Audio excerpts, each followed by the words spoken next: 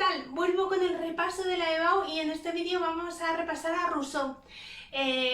Rousseau es uno de esos autores importantes bueno, todos los autores son importantes, pero relevantes a la hora de preparar nuestra estrategia para triunfar en la EBAU. ¿Por qué? Porque nos va a dar como dos problemas fundamentales y una ordenación muy coherente para tenerlos en nuestra cabeza, que son el problema de la antropología y de la política en la Edad Moderna. Y claro, frente a otros autores en los que estos problemas son más difíciles y no están tan conceptualizados, pues en Rousseau sí. Y por eso es un autor fantástico para hacer estos dos problemas. Y además tengo que decir que también de vez en cuando sí que ha caído un texto de Rousseau en el examen de la EBAU, o sea que es uno de esos autores que podrían perfectamente caer y que podréis sacar muy buena nota. Bueno, pues eso, lo que os decía, en la Edad Moderna está todo el problema también hemos visto el conocimiento, del alcance, de los límites, del origen, del fundamento del conocimiento, y ese es uno de los temas súper importantes de la Edad Moderna. Y otro tema muy importante que empieza a ser relevante en la Edad Moderna es qué papel tenemos no solo como individuos, sino como ciudadanos, y cómo queremos que sea el poder político y cuál es la legitimidad del poder político y si puede haber un pacto entre los seres humanos que nos lleve a un sistema político que sea correcto, que sea bueno, que sea justo. Y con Rousseau entramos mucho en esa línea, en esa preocupación que ya la edad contemporánea va a adquirir y a hacer suya totalmente. Entonces, vamos con un autor que plantea algo bastante interesante, y es que todo el progreso científico, todo el progreso en descubrimientos, progresos técnicos, el desarrollo de las máquinas, etcétera, no tiene por qué hacernos mejores personas. Y eso es algo muy interesante que plantea Rousseau. Siempre parece que el progreso humano está de la mano del progreso científico, y lo que dice Rousseau es que es más bien al contrario, que la sociedad cuanto más compleja en ese ámbito se vuelve, el ser humano un poco se pierde a sí mismo, es como si se corrompiera, diría Rousseau, ¿no? El ser humano cada vez es peor, moralmente peor. Entonces prácticamente lo que él plantea es una situación inversamente proporcional. Si avanzamos mucho en lo técnico, en lo científico, parece como que al final la esencia humana se corrompe, o sea, nos perdemos a nosotros. Es totalmente, no es para nada algo que crece proporcionalmente en ambos sentidos, sino al contrario. Bueno, pues esto es lo que nos plantea Rousseau. Una crítica social y una crítica al poder político. Y esto es lo que contrasta con los autores que hemos visto hasta ahora. Recuerdo que las dos obras súper importantes de Rousseau que tenéis que saber es el ensayo sobre el origen de la desigualdad y sobre todo el contrato social. El extracto de la EBAU es justamente de este pequeño tratado en el que Rousseau sienta las bases del Estado de Derecho. Es muy importante este tratado. Bueno, entonces, esto es lo que os decía: cuanto mayor es el desarrollo científico y técnico, peor es la calidad humana. La tesis fuerte de Rousseau, lo que todo el mundo sabe de Rousseau, es que lo que decía es que es la sociedad la que corrompe al ser humano y no al contrario. Eso lo que quiere decir es que el origen del mal, y que sobre todo él va a centrar en la desigualdad económica y en la miseria humana, es el origen del mal, no es el ser humano por sí mismo, es decir, de forma, como digamos, esencialista. No es que vengamos hechos mal o que seamos malos,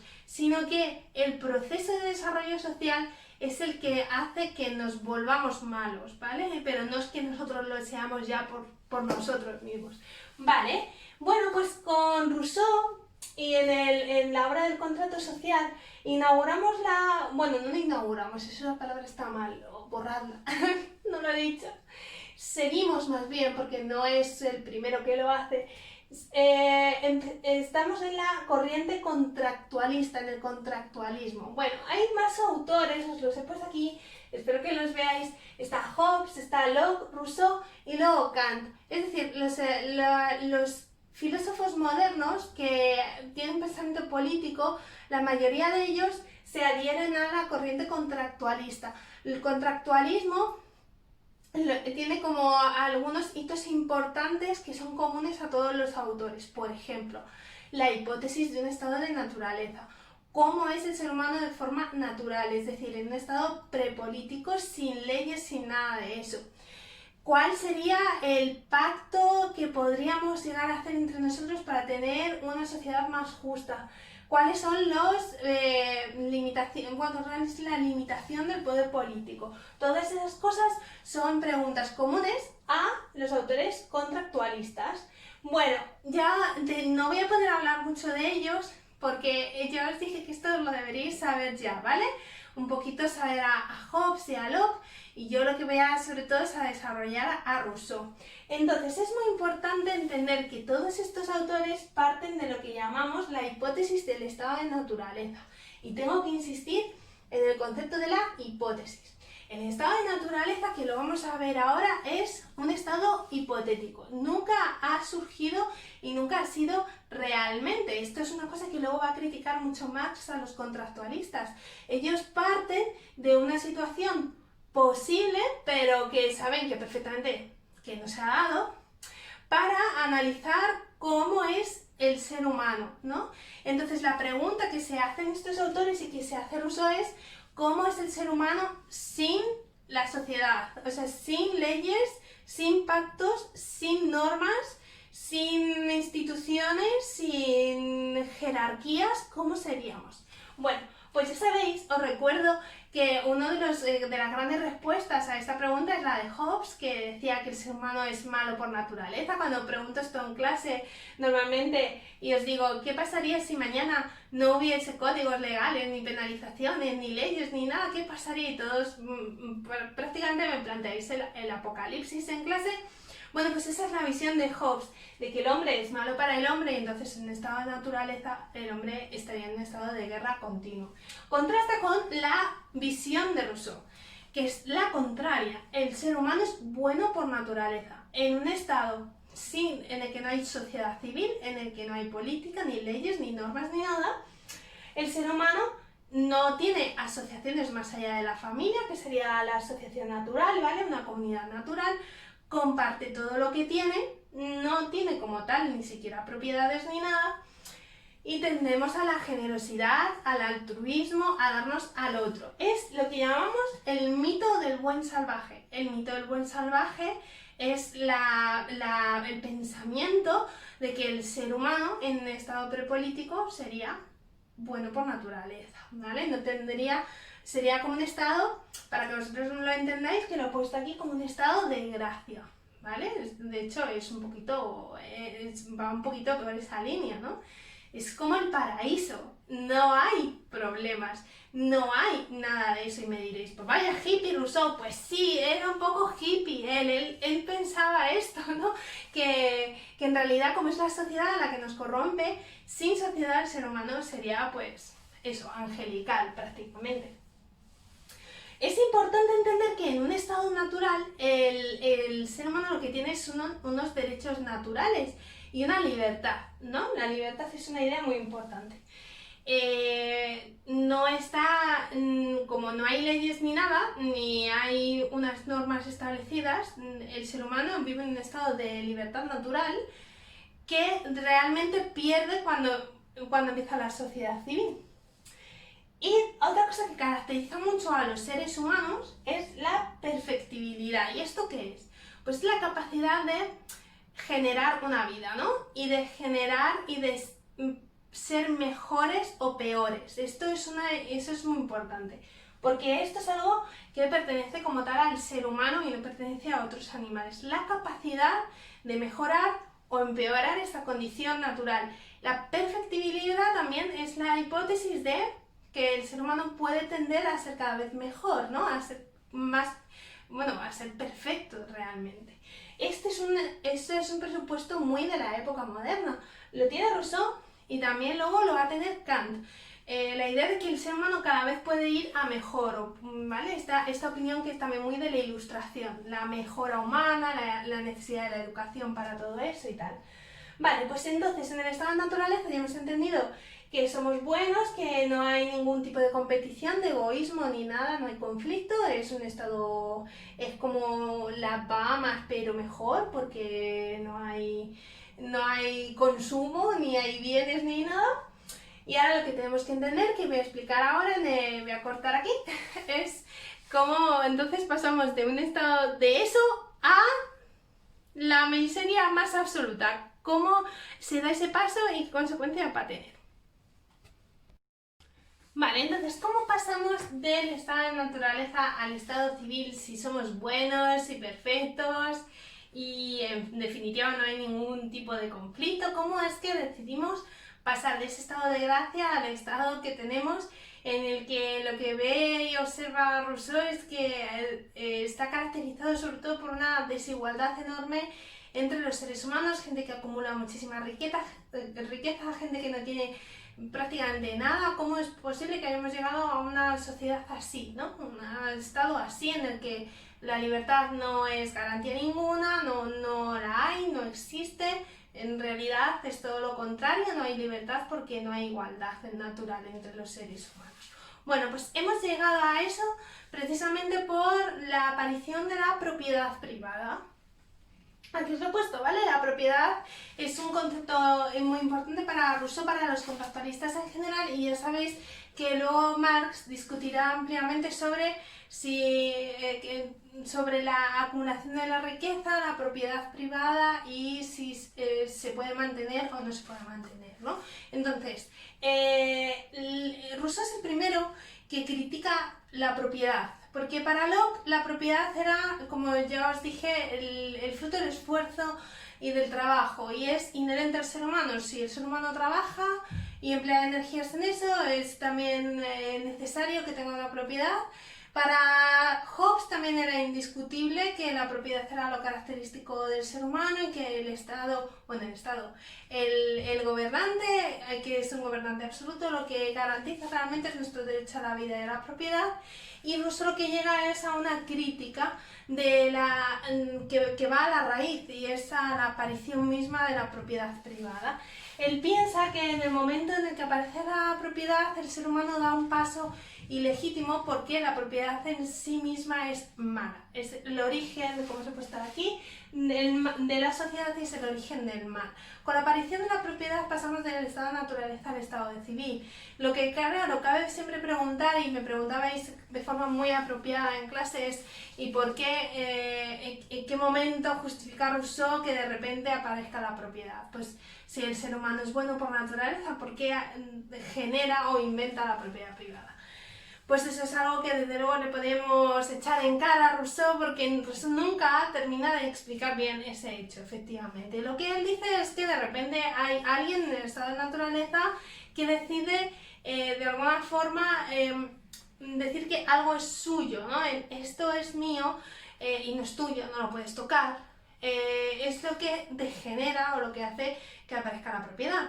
Pero no solo eso, sino que los demás lo aceptan, porque si hubiese sido solo uno, ¿no? Pero es verdad que todos, dice Rousseau, lo cuenta como si fuese esto un cuentecito, pues deciden como vallar sus propiedades, no poner limitaciones y empezar a diferenciar. El problema de la propiedad, que ya lo veía Locke también, es que, claro, genera desigualdad porque unos tienen mucho, otros tienen pocos, otros sus tierras les dan muchos frutos, otros nada, y eso lo que hace es eliminar lo que de raíz es natural en nosotros, y es la libertad y la igualdad, ¿vale?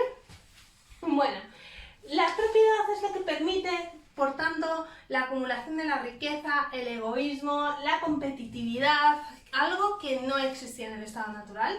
No había competitividad ni egoísmo porque no había nada por lo que competir y nada por lo que tener un conflicto, ¿vale? Pero ahora, en el momento en el que sí se pueden tener propiedades y acumular cosas, empieza la corrupción del ser humano, ¿vale? Os lo he puesto aquí. El ser humano se corrompe, dice Rousseau, y cambia el amor de sí por el amor propio. Eso quiere decir, el amor de sí es la manera de entender al ser humano en un estado de naturaleza, un amor solidario por los demás, un ser humano altruista por el amor propio, es decir, por mirárselo por uno mismo.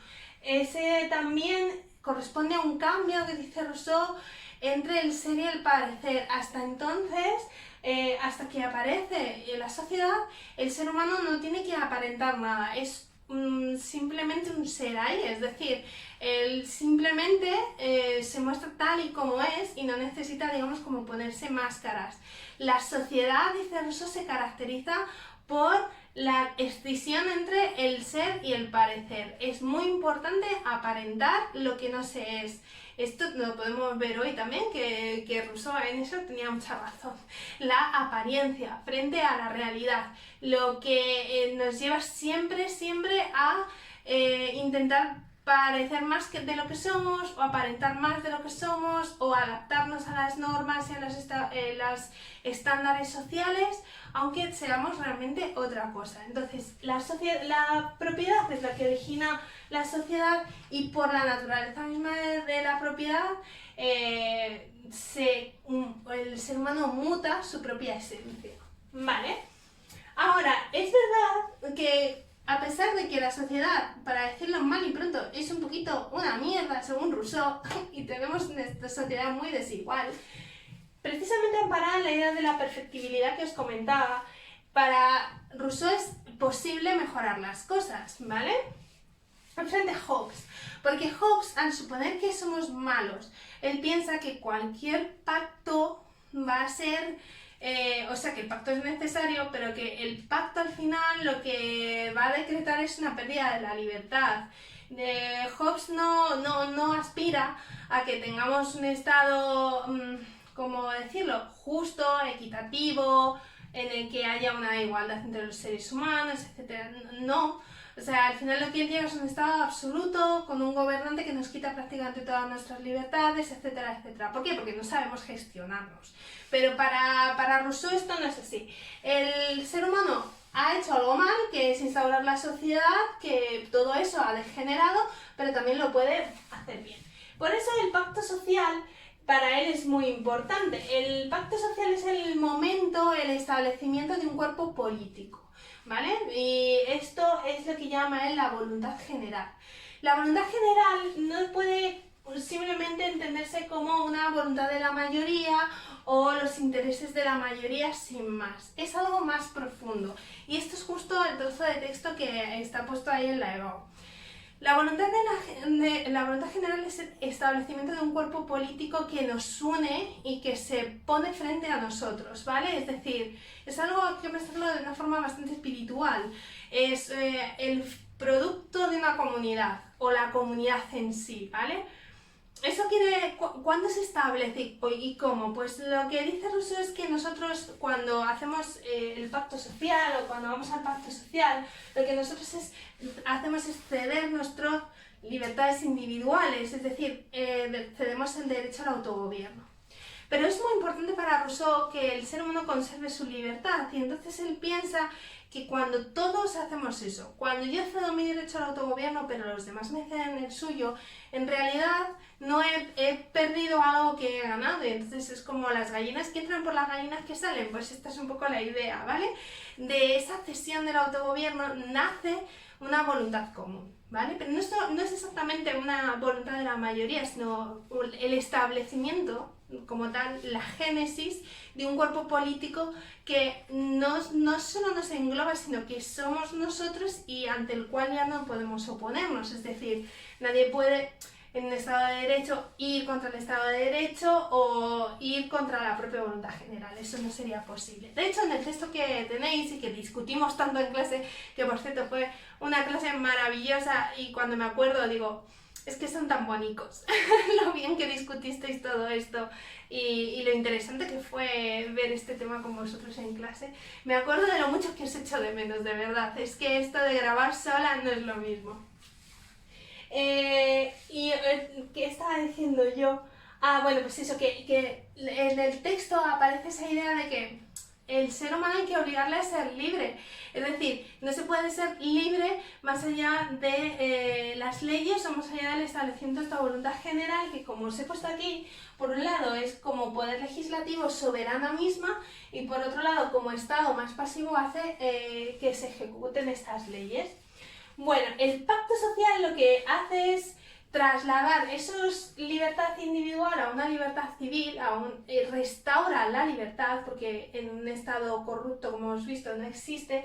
La igualdad natural deviene una igualdad civil, por tanto, eso que no estaba vuelve a aparecer, porque en un estado de desigualdad no podía haber nada de justicia. Y esto es muy importante, el derecho del primer gobernante, es decir, de llegar y decir, bueno, pues esto es mío, esto es tuyo, no sé qué, deviene la propiedad privada como tal, de forma legal. Esto es importante porque aunque Rousseau se mete con la propiedad privada, no piensa en ningún momento en abolir la propiedad privada, ni algo así como una vuelta al estado de naturaleza, porque entre otras cosas nunca existió como tal, ¿vale? Y en las formas de gobierno veíamos como él proponía que había distintas formas, veíamos también las posibilidades, las características y los elementos positivos y negativos de cada una, pero como no tengo tiempo, diré solo que lo suyo para Rousseau sería una democracia directa, pero esto conviene solo a estados muy pequeños. En los estados modernos parece que no es posible, por lo cual al final él piensa que una aristocracia electiva quizá fuera la forma de gobierno mejor que podríamos llegar a tener. Bueno, pues nada, bonitos, con esto tengo a Rousseau y luego ya me viene algo muy grande que es ver a Kant en 20 minutos. ¿Podré? Me pregunto. Besito.